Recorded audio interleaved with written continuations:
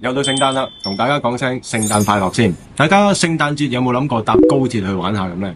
嗱，今日同大家講下搭高鐵咧，皮膚乾燥嘅問題應該點樣處理？嗱，好多咧香港嘅女生咧都有發現嘅，其實搭高鐵嘅時候咧，落車咧，其實咧塊面就已經乾晒嘅。就算你諗住上深圳做 facial 咧，原來嗰一陣嘅高鐵咧，都令到我哋皮膚流失水分咧相當之多嘅。嗱，車廂嘅平均濕度咧只有10至到15%，比起我哋一般咧香港嘅濕度咧低非常之多啊！香港嘅濕度平均喺60至80%之間。咁呢個咩概念呢？搭高鐵咧就好似我哋搭一個行走中嘅沙漠列車一樣啊！喺入邊咧乾燥到爆。嗱，根據咧呢個 Skin Research and Technology 嘅2020年嘅研究話俾我哋聽咧，其實濕度低過30%咧，我哋嘅皮膚流失水分咧，其實就會增加60至到75%。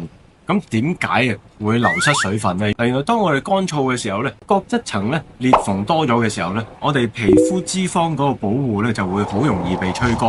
咁我哋嘅透明質酸嗰個抗蒸發水分嘅能力咧就會大幅下降。嗱，咁要撐住呢個15%好似沙漠咁低嘅濕度咧，其實究竟應該要點做呢？嗱，以下咧有3個步驟，大家咧可以試下喎。嗱，上車前嘅10分鐘，最好咧透過口服透明質酸咧去補充呢個基底入邊嘅透明質酸。